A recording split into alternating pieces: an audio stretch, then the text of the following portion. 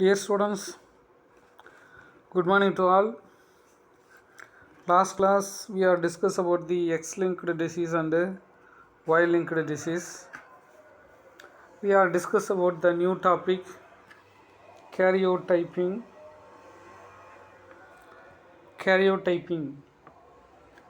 So what is meant by karyotyping? Karyo means chromosome. Typing means to study about that anything science, that is called as typing.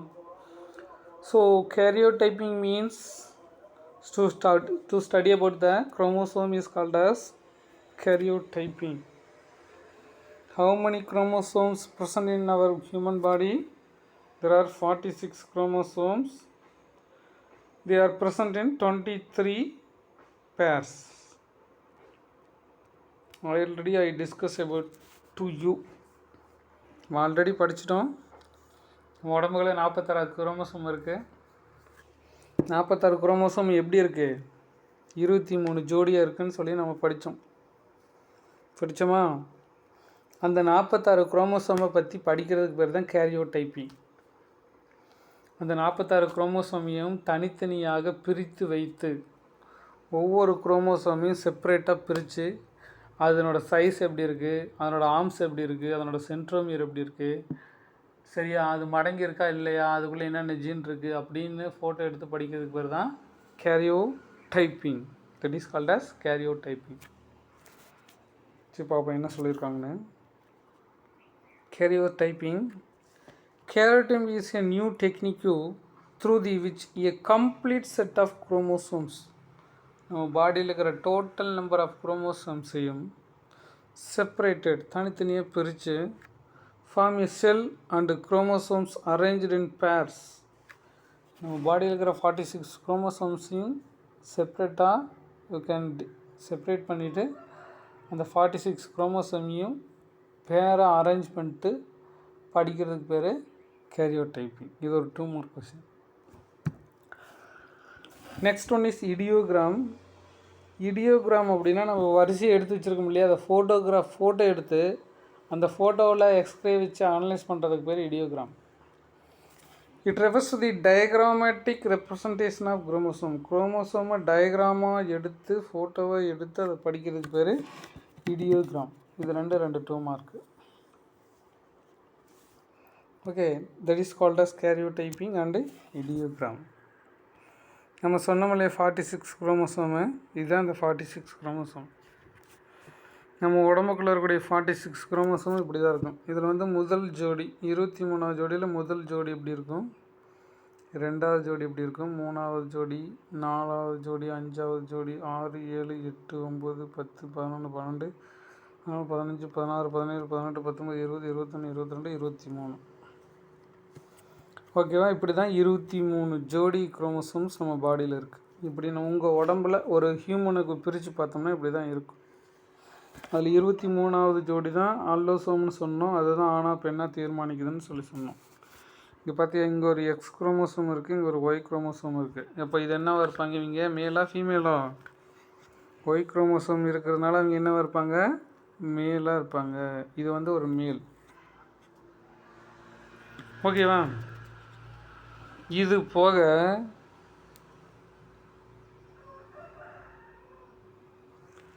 இந்த 23 குரோமோசோமையும் 7 பிரான்ச்சாக பிரிச்சுக்கிறாங்க. சரியா?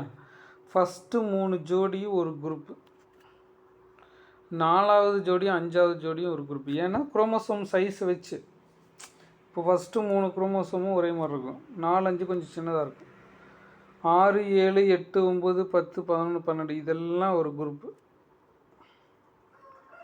First group A group, 2வது B group, இது C group. D குரூப்பில் பார்த்திங்கன்னா 13, 14, 15 இந்த ஜோடி. இ குரூப்பில் 16, 17, 18 இந்த ஜோடி. 19, 20 இந்த குரூப்பு. சரியா? 21, 22 ஜி குரூப்பு. 23வது ஜோடி வேறு குரூப்பு.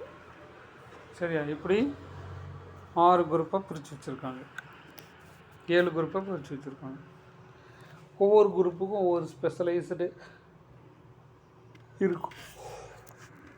குரோமோசோம்ஸ் சைஸஸ் இருக்கும். மெட்டாசென்ட்ரிக், யூமெட்டாசென்ட்ரிக் அந்த மாதிரி இருக்கும். நம்ம பார்க்கலாம் இது எப்படி பிரிக்கிறது அப்படின்னு சொல்லி பார்க்கலாம்.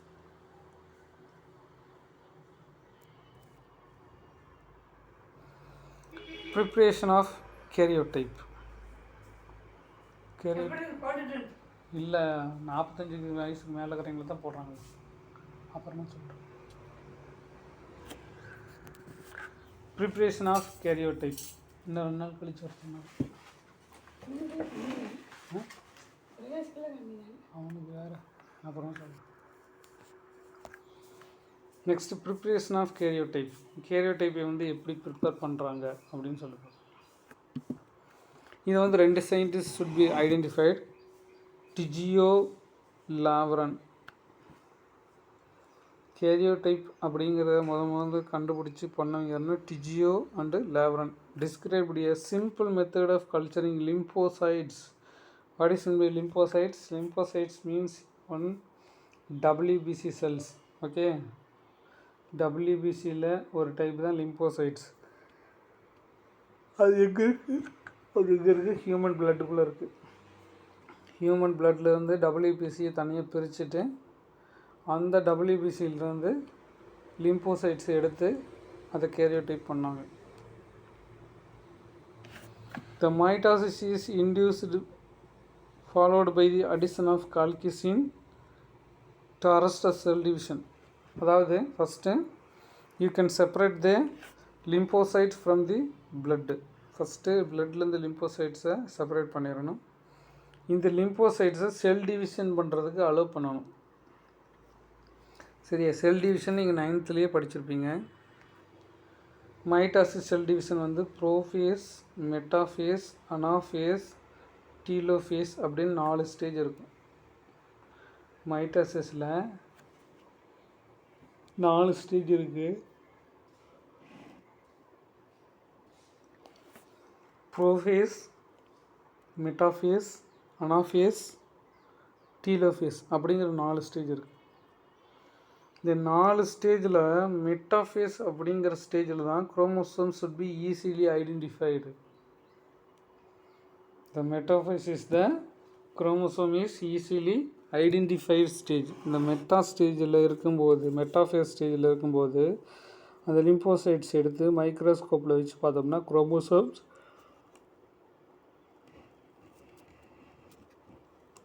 நல்லா அழகாக தெரியும். சரியா? இப்போது இதை செல் டிவிஷனுக்கு அலோவ் பண்ணுறோம். அலோவ் பண்ணிவிட்டு கால்கிசின் அப்படின்னு ஒரு மருந்து இருக்குது. கால்கிசின் அப்படிங்கிற ஒரு மருந்து இருக்குது. அது வந்து ப்ரோஃபேஸ், மெட்டாஃபேஸ்னு ஒரு ஃபேஸ் இருக்கு இல்லையா? அந்த மெட்டாஃபேஸில் வந்து செல் டிவிஷனை ஸ்டாப் பண்ணி வச்சிரும். யார்? இந்த கால்கிசின் அப்படிங்கிற மருந்து. மெட்டாஃபேஸ்க்கு அப்புறம் செல் டிவிஷன் நடக்காது. இந்த மருந்து உள்ளே போட்டோம்னா மெட்டாஃபேஸ்க்கு அப்புறம் செல் டிவிஷன் நடக்காமல் தடுத்து நிறுத்திடும்.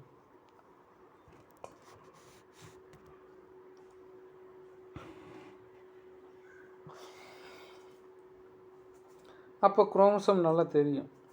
அப்போ நம்ம ஈஸியாக மைக்ரோஸ்கோப்பிலிருந்து குரோமோசோமத்தை ஈஸியாக பிரித்து வெளியே எடுத்துக்கலாம். Okay. The mitosis induced. First mitosis cell division பண்ண வைக்கிறோம். ஃபாலோடு பை அடிஷன் ஆஃப் கால்கிசின் எடுத்து உள்ளே போட்டுறோம். விட் அரெஸ்ட் த செல் டிவிஷன். இது வந்து செல் டிவிஷனை அரெஸ்ட் பண்ணி ஸ்டாப் பண்ணி வச்சிருது. எப்போ? மெட்டாஃபேஸ் ஸ்டேஜில். சரி, மெட்டாஃபேஸ் ஸ்டேஜ். இந்த கால்கிசின் வந்து குரோமோசோம் செல் டிவிஷனை மெட்டாஃபேஸ் ஸ்டேஜில் ஸ்டாப் பண்ணி வச்சிருது. It is suitable for spread of metaphase chromosomes is photographed. இந்த டைமில் குரோமோசோம்ஸ் அழகாக ஃபோட்டோ எடுக்கலாம். செப்பரேட்டாக பிரிக்கிறதுக்கு சௌகரியமாக இருக்குது. The individual chromosomes are cut from the photograph and arranged in orderly fashion of homologous pairs. இதை ஃபஸ்ட்டு ஃபோட்டோ எடுத்துக்கிறோம். ஃபோட்டோ எடுத்துகிட்டு ஒவ்வொரு ஃபோட்டோகிராஃபையும் ஃபோட்டோவை கட் பண்ணிக்கிறோம். கட் பண்ணிவிட்டு அரேஞ்ச் பண்ணுறோம் வரிசையாக. Orderly fashion homologous pairs. வரிசைப்படி வரிசையாக அதை அடுக்கிறோம். This arrangement is called as karyotype. இதுக்கு பேர் தான் karyotype. Chromosome bonding permits the structural affinities and differentiation of chromosomes. Chromosomal பாண்டிங்னு ஒரு மெத்தட்ஸ் இருக்குது. அந்த மெத்தட்ஸை யூஸ் பண்ணி இந்த குரோமோசோம்ஸை டிஃப்ரெண்ட் பண்ணி ஈஸியாக நம்ம தெரிஞ்சுக்கலாம். ஒரு குரோமோசோம் இன்னொரு குரோமோசோமுக்கு என்ன டிஃப்ரெண்ட் அப்படிங்கிறது இந்த குரோமோசோம் பாண்டிங் வச்சு நம்ம பிரித்து எடுத்து வரிசைப்படுத்தி வச்சிடறோம்.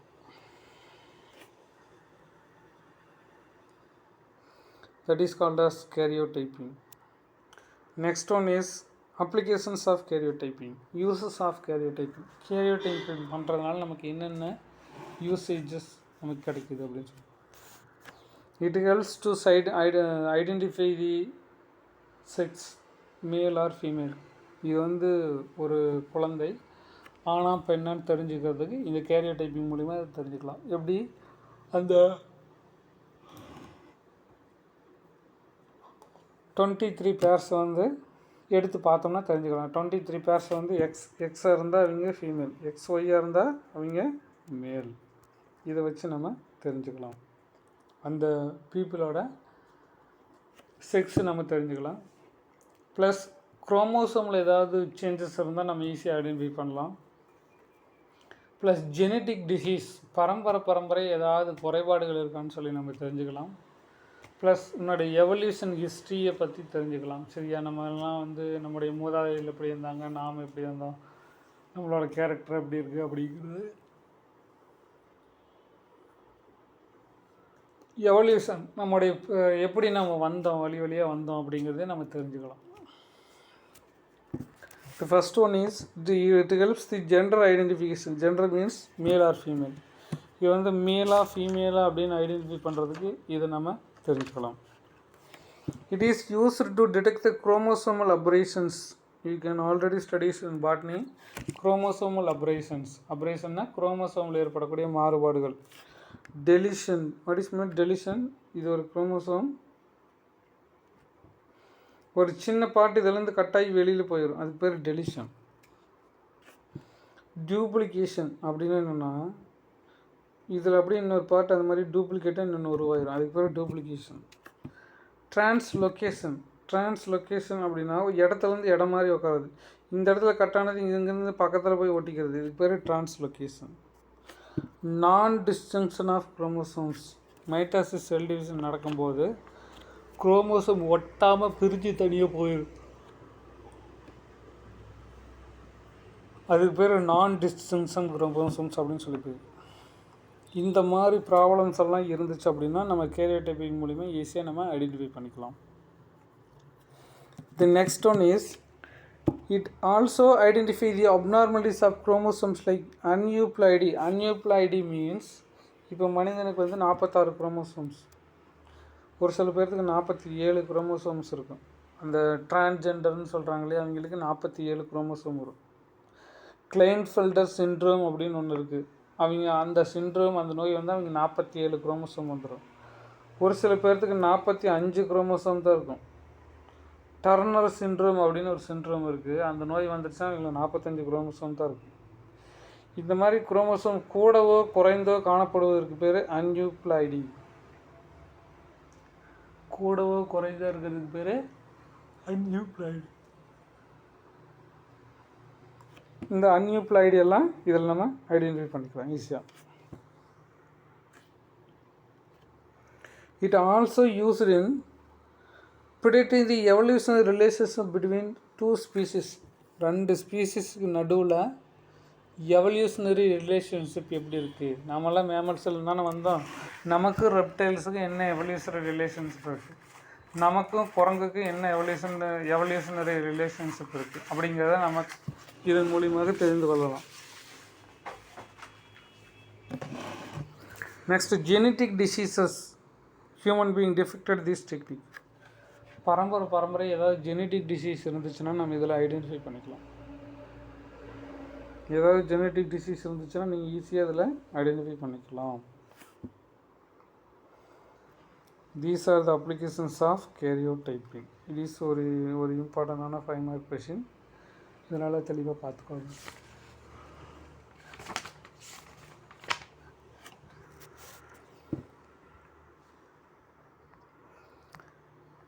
Next topic is human karyotyping. Depending upon the position of centromere, the relative length of two arms, human chromosomes classified into three types. ஒரு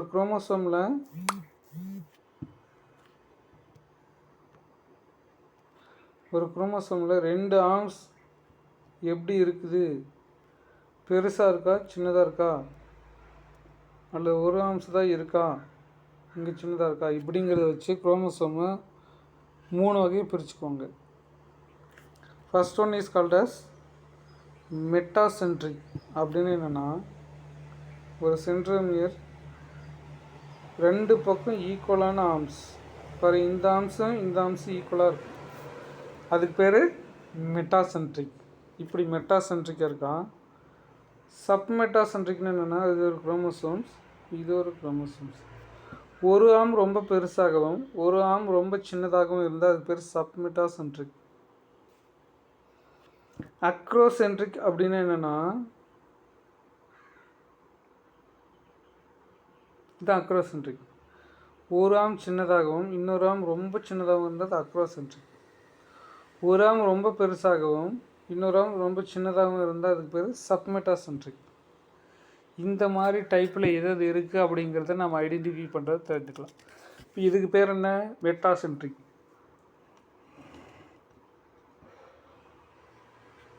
இதுக்கு பேர் சப்மெட்டாசென்ட்ரிக் குரோமோசோம், இதுக்கு பேர் அக்ரோசென்ட்ரிக் குரோமோசோம். இந்த types of chromosomes can be easily identified in karyotyping. These photograph chromosomes are arranged in order descending from the length of chromosomes A to G. இந்த குரோமோசோம்ஸ் எல்லாத்தையும் A group, B group, G, C group, D group, E group, F group, G group அப்படின்னு 7 பிரிவாக நம்ம பிரித்து வச்சு நம்ம ஈஸியாக படிச்சுக்கிறோம். This is called karyotyping. ஓகே, next topic is pedigree analysis. Pedigree analysis. What is meant by pedigree analysis? Pedigree analysis என்னன்னா, ஒரு particular genetic disease how can inherited from one generation to next generation it's going on is called as pedigree analysis. ஒரு குறிப்பிட்ட நோய் ஒரு ஜெனரேஷன்லேருந்து அடுத்த ஜெனரேஷனுக்கு எப்படி pass ஆகி போய்கிட்டே இருக்குது, அது உங்களுக்கு எப்படி இருந்தது, உங்கள் அப்பாவுக்கு எப்படி இருந்தது, உங்கள் தாத்தாவுக்கு எப்படி இருந்தது, தாத்தாவோட முன்னோர்களுக்கு எப்படி இருந்தது அப்படிங்கிறத வரிசைப்படி கொண்டு போகிறதுக்கு பேர் தான் பெடிகிரி அனலைசிஸ் அப்படின்னு சொல்கிறாங்க. இதுக்கு ஒரு சில சிம்பிள்ஸ் வச்சுப்பாங்க, அந்த சிம்பிள்ஸ் வச்சு ட்ரா பண்ணுவாங்க. அந்த சிம்பிள்ஸ் என்ன அப்படின்னு சொல்லி இப்போ நம்ம பார்க்கலாம். கொடுத்துருக்காங்க பாருங்கள். இந்த மாதிரி பாக்ஸ் போட்டால் அவங்க மேல், பாக்ஸ் போட்டால் அவங்க மேல், ரவுண்டு போட்டால் அவங்க ஃபீமேல், ரவுண்டு போட்டால் ஃபீமேல். பாக்ஸையும் ரவுண்டையும் லிங்க் பண்ணால் அவங்க கல்யாணம் பண்ணிட்டாங்கன்னு அர்த்தம். பாக்ஸையும் ரவுண்டையும் ஜாயின் பண்ணிவிட்டு அதுக்கு பேர் கல்யாணம் பண்ணிட்டாங்க அப்படின்னு அர்த்தம். இது அவங்க அப்பா அம்மா அவங்களுக்கு 2 குழந்தைங்க, ஒரு பையன் ஒரு பொண்ணு, அவ்வளோதான். சரியா? அப்பா அம்மா, ஒரு பையன் ஒரு பொண்ணு. இதுக்கு அடுத்தது ட்வின்ஸு, டைஜைகோட்டிக் ட்வின்ஸ் அப்படின்னா 2 கருமுட்டைகள் வளர்ந்தவர்கள். 2 கருமுட்டைகள் வளர்ந்தவங்க கண்டிப்பாக வெவ்வேறையாக தான் இருப்பாங்க, ஒரு ஆண் ஒரு பெண். மோனோஜைகோட்டிக் ட்வின்ஸ் அப்படின்னா ஒரே கருமுட்டைகள் வளர்ந்தவர்கள். இவங்க 2 பேரும் ஒரே மாதிரி தான் இருப்பாங்க, ஒன்று 2 ஆணாக இருப்பாங்க, இல்லைனா 2 பெண்ணாக இருப்பாங்க.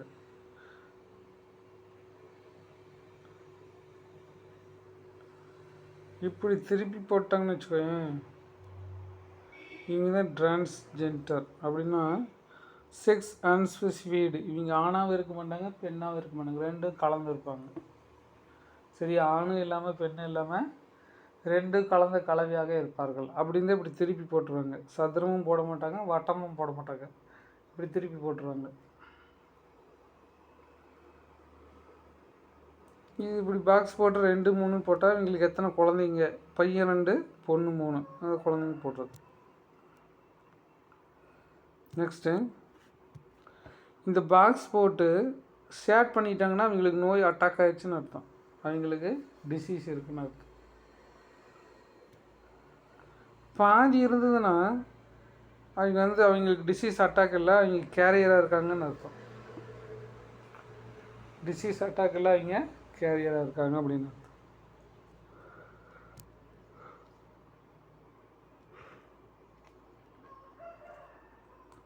இப்படி ரவுண்ட் போட்டு நடுவில் புள்ளி வச்சுட்டாங்கன்னா அவங்க கேரியராக இருக்காங்க அப்படின்னு அர்த்தம். சரியா? அது செக்ஸ் லிங்க்டு டிசீஸு, அவங்க கேரியராக இருக்காங்கன்னு அர்த்தம். பாக்ஸ் போட்டு அடிச்சு விட்டாங்கன்னா அவங்க டெத் ஆகிட்டாங்கன்னு அர்த்தம்.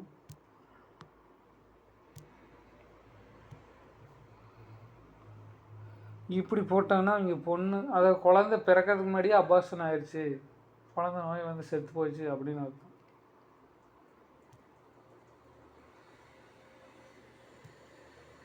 தனியாக ஒன்றை மட்டும் இப்படி பண்ணியிருந்தாங்கன்னா இவங்க சாம்பிளை எடுத்துக்கிட்டாங்க, அப்படி இவங்களை வச்சு தான் சாம்பிளை எடுத்துக்கிட்டாங்கன்னு அர்த்தம்.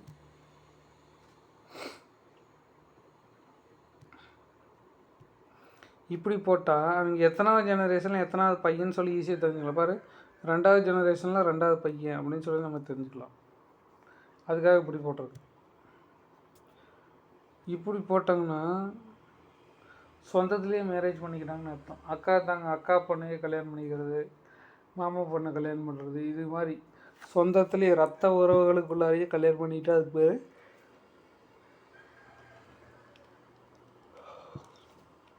கான்சிக்யூஷனஸ் மேரேஜ் அப்படின்னு சொல்லி பேர். ரத்த உறவுகளுக்குள்ளாரையே அவங்க கல்யாணம் பண்ணிட்டாங்க அப்படின்னு சொல்லி அர்த்தம். It is called as pedigree analysis. இந்த மாதிரி சிம்பிள்ஸ் எல்லாம் யூஸ் பண்ணி அவங்க இது சிம்பிள் எக்ஸ்பிளனேஷன். இதுக்கு பேர் தான் பெடிகிரி அனலைசிஸ். இந்த pedigree is otherwise called as family tree. இது ஃபேமிலி ட்ரீ அப்படின்னு சொல்கிறோம். Drawn with standard genetic symbols. ஒரு சில ஜெனட்டிக் சிம்பிள்ஸ் வச்சு இதை வளர்த்துறோம். Showing the inheritance of pathway and specially phenotypic characters.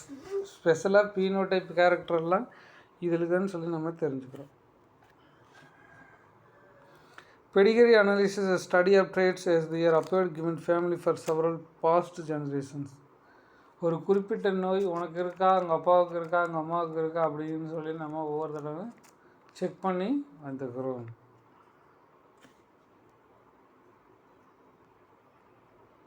Next one is genetic disorders. Some of the disease are caused by genetic change.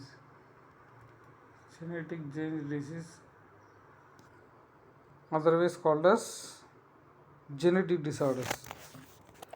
The genetic disorders is a disease or syndrome that is caused by abnormality of the individual of DNA. Our DNA should be damaged under abnormal conditions. Then when it cause genetic disease. நம்முடைய DNA change ஆகி abnormal கண்டிஷனுக்கு போயிடுச்சுன்னா அதுக்கு பேர் தான் genetic disease அப்படின்னு சொல்லி பேர். The abnormalities can range from the small mutation in the single gene and addition, subtraction, entire chromosome, even set of chromosomes. இது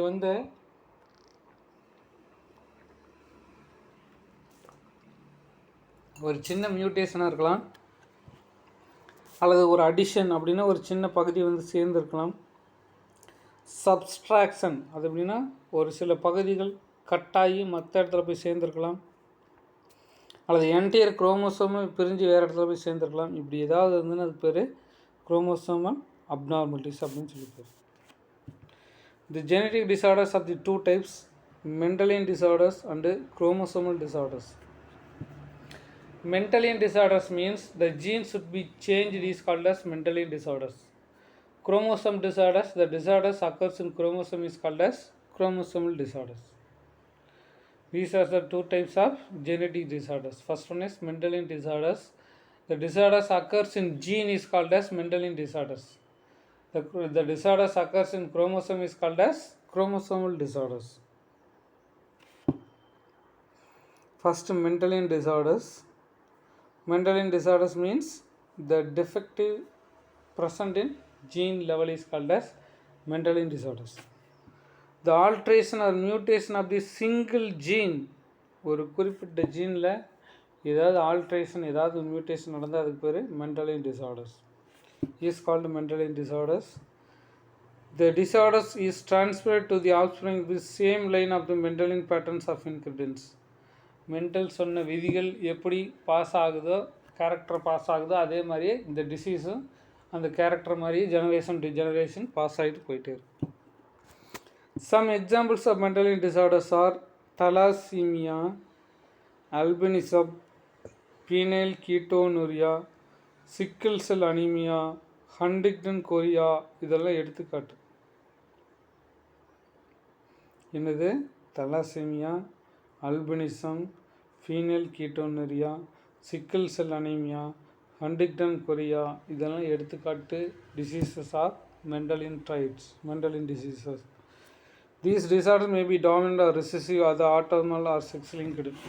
இந்த டிசீஸ் எல்லாம் ஒன்று டாமினன்ட் ஜீனால் வரலாம், அல்லது ரிசெசிவ் ஜீனால் வரலாம், அல்லது செக்ஸ் லிங்க்டு டிசீஸாகவும் வரலாம், அல்லது ஆட்டோசோமல் டிசீஸாகவும் வரலாம். சரியா? எப்படியோ ஜீன்லேயோ குரோமோசோம்லேயோ ஏதாவது வேறுபாடு ஏற்பட்டால் அதுக்கு பேர் இந்த டிசீஸில் வந்தோம். ஃபஸ்ட்டு டிசீஸை நம்ம பார்க்கலாம். ஃபஸ்ட்டு டிசீஸ் வந்து thalassaemia. First disease thalassaemia. Thalassaemia, what is mean thalassaemia? தலாசீமியான்னு என்னென்னா, நம்ம ஹீமோக்ளோபின் அப்படின்னு ஒன்று படிக்கிறோம் இல்லையா, அது எங்கே இருக்குது? ஆர்பிசிக்குள்ளார இருக்குது. சரியா? இந்த ஆர்பிசிக்குள்ளார ஹீமோக்ளோபின் ஒரு பொருள் இருக்குது. அது என்ன கலரில் இருக்குது? ரெட் கலரில் இருக்குது. இந்த ஹீமோக்ளோபின் வந்து எப்படி உருவாக்கப்பட்டது அப்படின்னா 4 பாலிபெப்டைட் செயின்ஸால் உருவாக்கப்பட்டது. சரியா? ஹீமோக்ளோபின் அப்படிங்கிறது 4 பாலிபெப்டைட் செயின்ஸ். சரியா? இந்த பக்கம் 2 செயின், இந்த பக்கம் 2 செயின், 4 பாலிபெப்டைட் செயினால் உருவாக்கப்பட்டிருக்கு. இதில் 2 செயினுக்கு பேர் ஆல்ஃபா செயின், மீதி 2 செயினுக்கு பேர் பீட்டா செயின். சரியா? ஹீமோக்ளோபின் அப்படிங்கிறது 4 செயின் ஆஃப் பாலிபெப்டைட் அப்படிங்கிற ப்ராடக்டால் ஆனது, 4 பாலிபெப்டைட் செயின்ஸால் ஆனது. இதில் வந்து பார்த்திங்கன்னா 2 செயினுக்கு பேர் ஆல்ஃபா செயின், மீதி 2 செயினுக்கு பேர் பீட்டா செயின். இந்த ஆல்ஃபா செயின் ப்ரொடக்ஷன் ஆகிறப்ப ஒரு சில மாற்றங்கள் நடைபெற்றால் அதுக்கு பேர் ஆல்ஃபா தலாசீமியா நோய் வந்துடும். இந்த பீட்டா செயின் உற்பத்தி ஆகும்போது ஏதாவது பற்றாக்குறை ஏற்பட்டால் பீட்டா தலாசீமியா அப்படிங்கிற நோய் வந்துடும். ஓகேவா? தலாசீமியாவில் 2 வகை இருக்குது. ஒன்று alpha thalassemia, beta thalassemia. Alpha தலாசீமியான்னு என்ன? ஹீமோக்ளோபினில் இருக்கக்கூடிய ஆல்ஃபா செயின் உற்பத்தி ஆகும்போது டிஃபெக்டிவ் குறைபாடு ஏற்படுவதனால் ஆல்ஃபா தலாசீமியா உற்பத்தி ஆகிறது. ஹீமோக்ளோபினில் இருக்கக்கூடிய பீட்டா செயின் உற்பத்தி ஆகும்போது குறைபாடுகள் ஏற்படுவதால் பீட்டா தலாசீமியா நோய் உற்பத்தி ஆகிறது. ஓகே, இப்போ பார்க்கலாம். Thalassemia is an autosomal recessive disorder. Thalassemia is a autosomal recessive disorder. It is caused by gene mutation. இது எதனால் உருவாகுது? ஜீன் மியூட்டேஷனால் உருவாகுது. Resulting excessive destruction of RBC. இந்த நோய் வந்துருச்சுன்னா நம்முடைய RBC should be destroyed. Human பீயிங்கில் இருக்கக்கூடிய ஆர்பிசி எல்லாம் டெஸ்ட்ராய் ஆகிடும். டிஸ்ட்ரக்ஷன்னா அழிவு ஏற்படும். Due to the formation of abnormal haemoglobin molecules.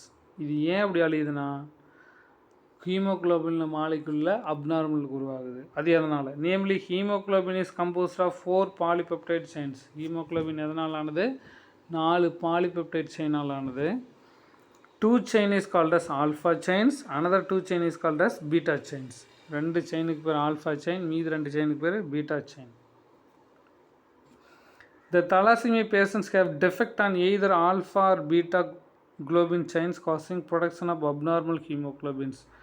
இந்த ஆல்ஃபா செயின் உற்பத்தி ஆகும்போது ஏதாவது குறைபாடு ஏற்பட்டாலோ, பீட்டா செயின் உற்பத்தி ஆகும்போது ஏதாவது குறைபாடு ஏற்பட்டாலோ இந்த தலாசீமியா நோய் வந்துடும். It resulting anaemia. இது வந்து குறைஞ்சி போய் ரத்தம் குறைஞ்சி போயிடும். The thalassemia is classified into alpha thalassemia, beta thalassemia based on the hemoglobin molecule affected. Hemoglobin which molecule can be affected அதை பொறுத்து தலாசீமியாவை ரெண்டு வகையை பிரிக்கிறோம். ஒன்று ஆல்ஃபா தலாசீமியா, இன்னொன்று பீட்டா தலாசீமியா. ஆல்ஃபா செயினில் பிரச்சனை ஏற்பட்டால் அது ஆல்ஃபா தலாசீமியா, பீட்டா செயினில் பிரச்சனை ஏற்பட்டால் அது beta thalassaemia. It is controlled by two closely linked genes, HbA1. Hbனா ஹீமோக்ளோபின், ஏன்னா ஆல்ஃபா செயின் ஒன்று. ஆல்ஃபா செயின் இருக்கு இல்லையா, இது வந்து ஹீமோக்ளோபின் ஆல்ஃபா செயின் ஒன்றில் பிரச்சனை, அது HbA1. இது ஹீமோக்ளோபின் ஆல்ஃபா செயின் 2. இதெல்லாம் கண்ட்ரோல் பண்ணக்கூடிய ஜீன் வந்து 16வது குரோமோசோமில் இருக்குது. அப்போ ஆல்ஃபா தலாசீமியா டிசீஸ் வர்றதுக்கு காரணமான ஜீனுக்கு பேர் ஹீமோக்ளோபின் ஆல்ஃபா 1, ஹீமோக்ளோபின் ஆல்ஃபா 2. இது எத்தனாவது குரோமோசோமில் இருக்குது? குரோமோசோம் 16ல் இருக்குது. இதெல்லாம் 1 மார்க்கில் கேட்பாங்க. Mutation means sudden change is called as mutation, or deletion of one or more of the 4 alpha genes cause alpha thalassemia. 1-2 gene வந்து இந்த ஆல்ஃபா செயினில் ஏதாவது குறைபாடு ஏற்பட்டால் அது ஆல்ஃபா தலாசீமியா நோய் வந்துடுது. In beta thalassaemia the production of beta globin is affected. Beta தலாசீமியாங்கிறது இந்த பீட்டா செயின்ஸ் உற்பத்தி ஆகிறதுல பாதிப்பு ஏற்பட்டுருது. It is controlled by single gene haemoglobin beta chain by chromosome 11. இது காரணமான ஜீன் 16வது குரோமோசோமில் இருக்குது. சரியா, ஆல்ஃபா செயினு காரணமான ஜீன் 16 குரோமோசோம் 14ல் இருக்குது. பீட்டா தலாசீமியா காரணமான ஜீன் குரோமோசோம் 11ல் இருக்குது. It is the most common type of thalassaemia. இந்த பீட்டா செயின் தான் அதிகமாக தலாசீமியாவில் வருது.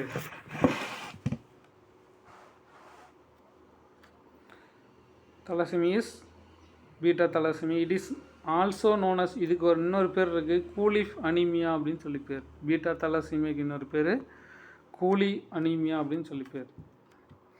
அதிகமாக வரக்கூடிய தலாசீமியா வந்து பார்த்திங்கன்னா பீட்டா தலாசீமியா. அந்த பீட்டா தலாசீமியாவுக்கு இன்னொரு பேர் கூலி அனீமியா அப்படின்னு சொல்லி பேர். In this disorders, alpha chain production increased damages to the membranes of RBC. Alpha thalassaemia வந்துருச்சு அப்படின்னா ஆர்பிசியோட மெம்பரன் எல்லாம் டேமேஜ் ஆகிரும். ஆல்ஃபா செயின்ஸ் இதான், அதாவது இந்த பீட்டா தலாசீமியா வந்துருச்சுன்னா ஆல்ஃபா செயினோட ப்ரொடக்ஷன் மட்டும் இன்க்ரீஸ் ஆகி ஆர்பிசியோட அவுட்டர் லேயர்லாம் டேமேஜ் ஆகிரும். This is the disease of thalassemia disease. The next topic is phenylketonuria. phenylketonuria அப்படிங்கிறது நெக்ஸ்ட் டாபிக். இது ஒரு ஜெனட்டிக் டிசீஸு. இது எதனால் வருதுன்னு சொல்லி கேட்டிங்கன்னா, ஃபீனைல் அலனைன் அப்படிங்கிற ஒரு ஹார்மோன் நம்ம லிவர்லேருந்து உற்பத்தி ஆகும். The phenylalanine hormone is produced by liver. இந்த ஃபீனைல் அலனைன் வந்து பார்த்திங்கன்னா டைரோசின் அப்படிங்கிற ஒரு பொருளாக மாறும். அந்த மாற்றுவதற்கு தேவையான என்ஜைம் வந்து ஃபீனைல் அலனைன் ஹைட்ராக்சிலேஸ் அப்படிங்கிற ஒரு என்ஜைம். அந்த என்ஜைம் உற்பத்தி ஆகாது. இந்த ஃபீனைல் அலனைன் ஹைட்ராக்சிலேஸ் அப்படிங்கிற என்ஜைம் உற்பத்தி ஆகாதனால இந்த ஃபீனைல் அலனைன் டைரோசினாக மாற்றப்படுவது இல்லை. அதனால் இந்த ஃபீனைல் அலனைன் எல்லா பகுதியிலையும் பிளட்டு, யூரின் எல்லா இடத்துலையும் போய் செடிமெண்டேஷன் ஆகிட்டே இருக்கும். இதுக்கு பேர் தான் phenylketonuria. This is called as phenylketonuria. It is a inborn error of phenylalanine metabolism. inborn error அப்படின்னா பிறக்கும்போதே அவங்களுக்கு இந்த குறைபாடு வந்துடும். It is due to the pair of autosomal recessive genes. It is caused by autosomal. Autosomal means body cells. Recessive genes, it is in recessive conditions. It is caused due to the mutation of gene phenylalanine H. அப்படின்னா phenylalanine hydroxylase. இந்த ஜீனில் தான் பாதிப்பு ஏற்படுகிறது. இந்த ஜீனில் பாதிப்பு ஏற்படுறதுனால இந்த phenyl alanine ஹைட்ராக்சிலேஸுங்கிற enzyme உற்பத்தி ஆகிறதில்ல. The defective gene is located in chromosomal 12. இதெல்லாம் பாதிக்கப்பட்ட ஜீன் எங்கே இருக்குது? குரோமோசோம் 12 இருக்குது. It is a hepatic enzyme. Hepatic enzyme phenylalanine hydroxylase. Phenylalanine hydroxylase அப்படிங்கிற enzyme. These enzyme essential for the conversion of phenylalanine to tyrosine. Phenylalanine tyrosine மாற்றுறதுக்கு தேவையான phenylalanine hydroxylase அப்படிங்கிற ஒரு என்ஜைம் லிவர்லேருந்து உற்பத்தி ஆகிறது இல்லை. The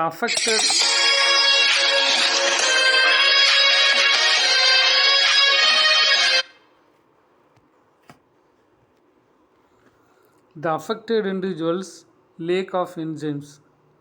நோய் பாதிக்கப்பட்டவங்களுக்கு இந்த என்ஜைம் உற்பத்தி ஆகிறது. So phenylalanine accumulates in gets converted into phenyl pyruvic acid and other derivatives. இந்த phenylalanine வந்து டைரோசினாக மாறுவது இல்லை. அதனால் இது ஃபீனைல் பைருவிக் ஆசிட் அப்படிங்கிற ஒரு பொருளாக மாறி நம்முடைய பிளட்டு யூரின் எல்லா இடத்துலையும் வந்து செட்டில்மெண்ட் ஆகி டிஷ்யூவில் எல்லா இடத்துலையும் போய் உக்காந்து.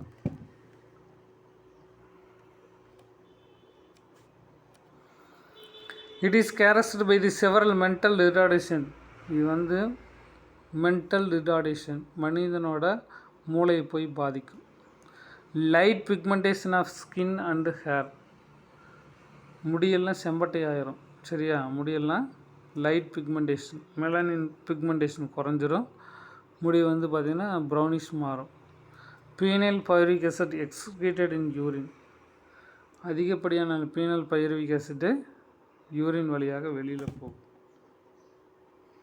These are the characters of phenylalanine disease.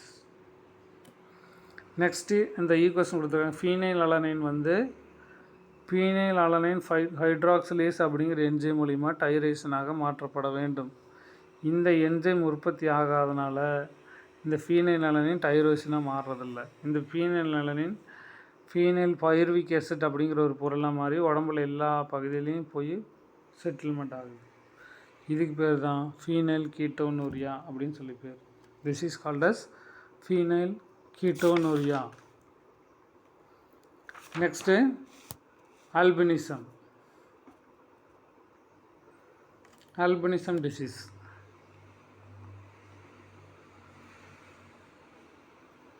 Albinism அப்படின்னா என்னென்னா, ஆல்பினிசம் அப்படிங்கிறது ஒரு genetic disease. It is caused by an autosomal recessive disease. இது வந்துருச்சு அப்படின்னா ஸ்கின் வந்து ரொம்ப ஒயிட்டாக மாறிடும். சரியா? ஒயிட்டிஷாக மாறிடும். ஸ்கின் ரொம்ப ஒயிட்டாக மாறிடுவாங்க. இதுக்கு பேர் அல்பினிசம் அப்படின்னு சொல்லி பேர். இது வந்து நம்ம பிறக்கும்போதே இந்த டிசீஸ் வந்துடும். சரியா? பிறக்கும்போதே இந்த டிசீஸ் நமக்குள்ளே வந்துடும்.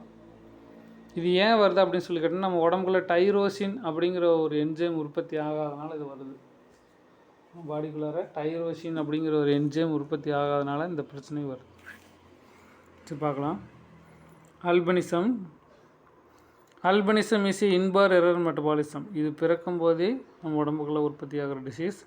It is caused due to then autosomal recessive gene. Autosomal recessive ஜீன்னால் இந்த பிரச்சனை வருது.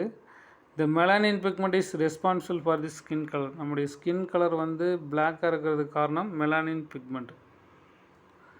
இந்த அல்பினிசம் டிசீஸ் வந்துருச்சு அப்படின்னா இந்த மெலானின் ப்ரொடக்ஷனே இருக்காது. அதனால் ஸ்கின் என்னாகும்? ஒயிட்டாக மாறிடும். The options of melanin research condition is called albinism. ஸ்கின்னில் மெலானின் பிக்மெண்ட்டு கொஞ்சம் கூட இல்லை அப்படின்னா அதுக்கு பேர் அல்பினிசம் அப்படின்னு சொல்லி பேர். A person with recessive allele is lacks of tyrosinase enzyme of this enzyme system. இது ஏன் இப்படி நடக்குன்னு சொல்லி கேட்டிங்கன்னா, நம்ம பாடியில் டைரோசினேஸ் அப்படிங்கிற ஒரு என்ஜைம் நம்ம பாடியில் உற்பத்தி ஆகிறது இல்லை. அதனால தான் இத்தனை பிரச்சனை நடக்குது. Which is recovered by the conservation of dihydroxy phenyl alanine into melanin pigment. Dihydroxy phenyl alanine அப்படிங்கிற என்ஜைமை டைரோசினேஸ் அப்படிங்கிற ஒரு என்ஜைம் மெலானின் அப்படிங்கிற பிக்மெண்ட்டை மாற்றுது.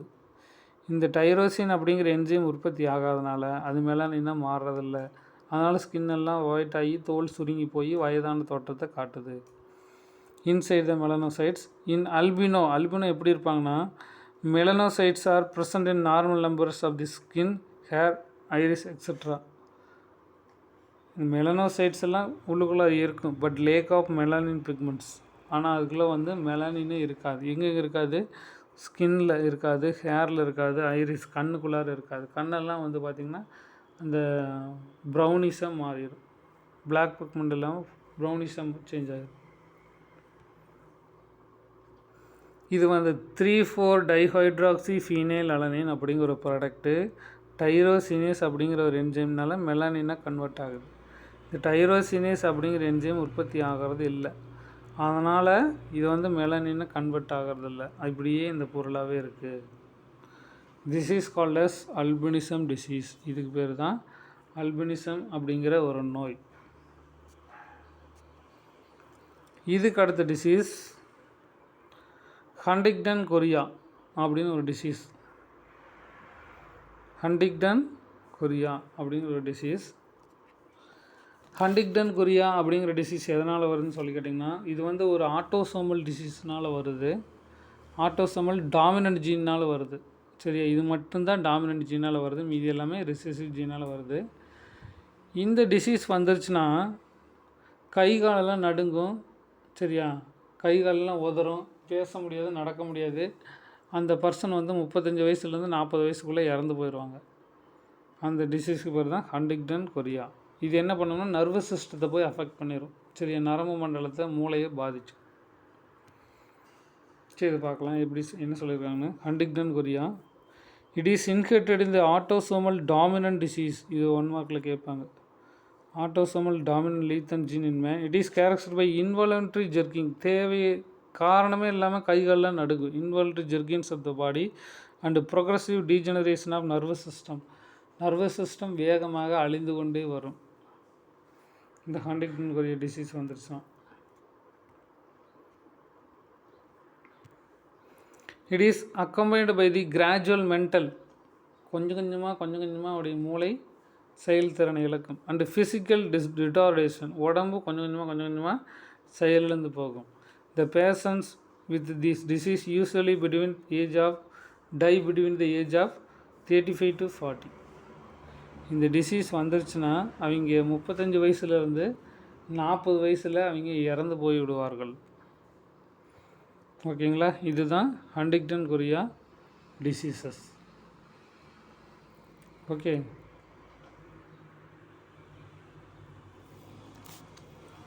next one is